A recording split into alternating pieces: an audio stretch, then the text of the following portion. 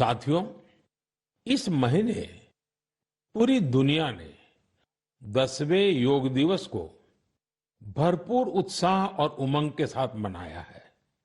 मैं भी जम्मू कश्मीर के श्रीनगर में आयोजित योग कार्यक्रम में शामिल हुआ था। कश्मीर में युवाओं के साथ साथ बहनों बेटियों ने भी योग दिवस में बढ़ चढ़ करके हिस्सा लिया। जैसे जैसे योग दिवस का आयोजन आगे बढ़ रहा है, नए नए रिकॉर्ड्स बन रहे हैं। दुनिया भर में योग दिवस ने कई शानदार उपलब्धियां हासिल की हैं। सऊदी अरब में पहली बार एक महिला अल हनौफ साद जी ने कॉमन योगा प्रोटोकॉल को लीड किया। ये पहली बार है जब किसी सऊदी महिला ने किसी मेन योगा सेशन को इंस्ट्रक्ट किया हो। इजिप्ट में इस बार योग दिवस पर एक फोटो कंपटीशन का आयोजन किया गया। नील नदी के किनारे, रेड सी के बीचेज पर और पिरामिडों के सामने योग करते लाखों लोगों की तस्वीरें बहुत लोकप्रिय हुई। अपने मार्बल बुद्धा स्टैचू के लिए प्रसिद्ध म्यांमार का मारा विजया पैगोडा कॉम्प्लेक्स दुनिया में मशहूर है। यहां भी 21 जून को शानदार योगा सेशन का आयोजन हुआ। बहरीन में दिव्यांग बच्चों के लिए एक स्पेशल कैंप का आयोजन किया गया। श्रीलंका में यूनेस्को हेरिटेज साइट के लिए मशहूर गोल्फ फोर्ट में एक यादगार योगा सेशन हुआ।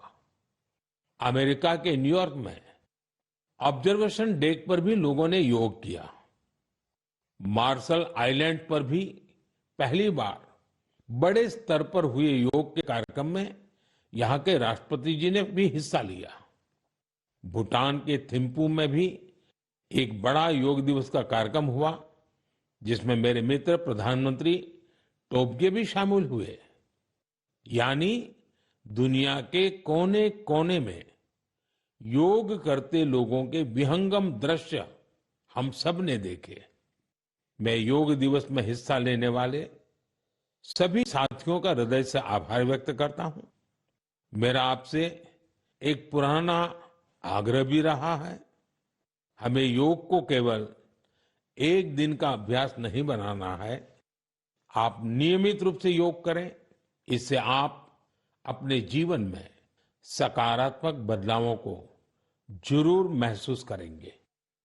साथियों, भारत के कितने ही प्रोडक्ट्स हैं जिनकी दुनिया भर में बहुत डिमांड है, और जब हम भारत के किसी लोकल प्रोडक्ट को ग्लोबल होते देखते हैं तो गर्व से भर जाना स्वाभाविक है। ऐसा ही एक प्रोडक्ट है अराकू कॉफी। अराकू कॉफी आंध्र प्रदेश के अल्लूरी सीताराम राजू जिले में बड़ी मात्रा में पैदा होती है। ये अपने रिच फ्लेवर और अरोमा के लिए जानी जाती है। अराकू कॉफी की खेती से करीब 1.5 लाख आदिवासी परिवार जुड़े हुए हैं। अराकू कॉफी को नई ऊंचाई देने में गिरिजन कोऑपरेटिव की बहुत बड़ी भूमिका रही है। इसने यहाँ के किसान भाई बहनों को एक साथ लाने का काम किया और उन्हें अराकू कॉफी की खेती के लिए प्रोत्साहन दिया।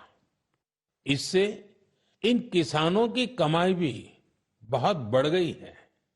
इसका बहुत लाभ कोंडा डोरा आदिवासी समुदाय को भी मिला है। कमाई के साथ साथ उन्हें सम्मान का जीवन भी मिल रहा है।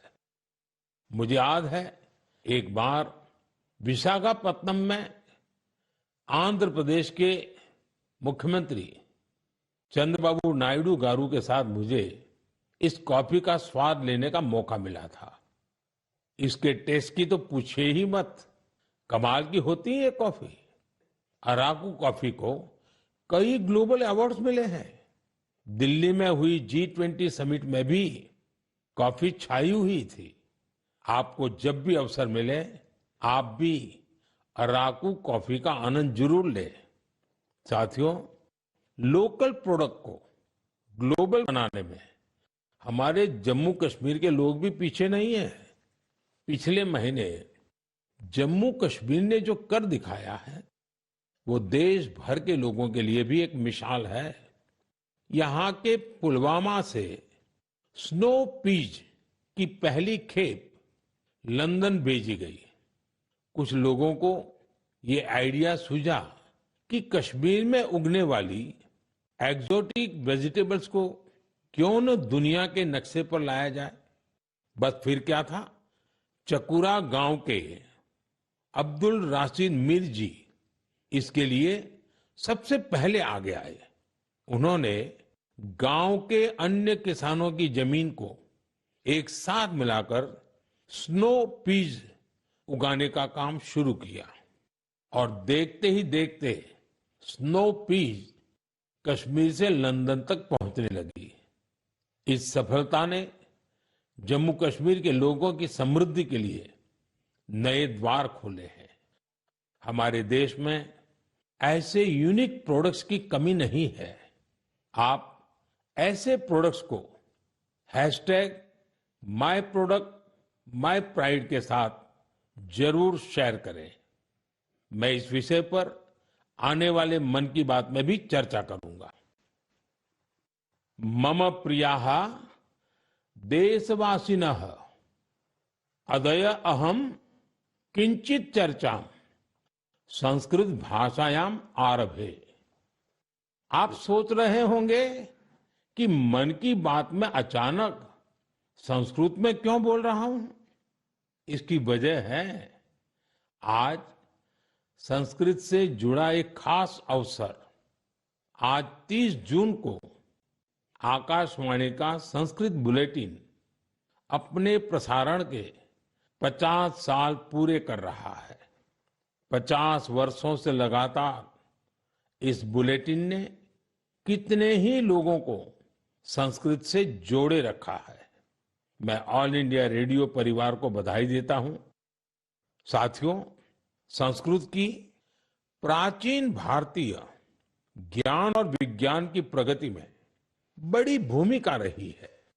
आज के समय की मांग है कि हम संस्कृत को सम्मान भी दें और उसे अपने दैनिक जीवन से भी जोड़ें। आजकल ऐसा ही एक प्रयास बेंगलुरु में कई और लोग कर रहे हैं। बेंगलुरु में एक पार्क है, कब्बन पार्क। इस पार्क में यहाँ के लोगों ने एक नई परंपरा शुरू की है।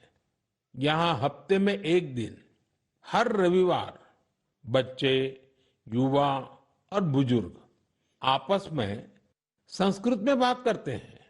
इतना ही नहीं, यहाँ वाद विवाद के कई सेशन भी संस्कृत में ही आयोजित किए जाते हैं। इनकी इस पहल का नाम है संस्कृत वीकेंड। इसकी शुरुआत एक वेबसाइट के जरिए समष्टि गुब्बी जी ने की है। कुछ दिनों पहले ही शुरू हुआ ये प्रयास बेंगलुरु वासियों के बीच देखते ही देखते काफी लोकप्रिय हो गया है। अगर हम सब इस तरह के प्रयास से जुड़े तो हमें विश्व की इतनी प्राचीन और वैज्ञानिक भाषा से बहुत कुछ सीखने को मिलेगा। मेरे प्यारे देशवासियों, मन की बात के इस एपिसोड में आपसे जुड़ना बहुत अच्छा रहा। अब ये सिलसिला फिर पहले की तरह चलता रहेगा। अब से एक सप्ताह बाद पवित्र रथ यात्रा की शुरुआत होने जा रही है।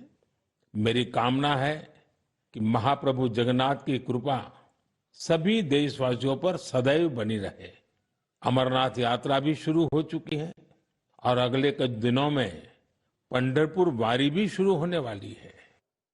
मैं इन यात्राओं में शामिल होने वाले सभी श्रद्धालुओं को शुभकामनाएं देता हूं। आगे कच्छी नववर्ष आषाढ़ी बीज का त्योहार भी है। इन सभी पर्व त्योहारों के लिए भी आप सभी को ढेर सारी शुभकामनाएं।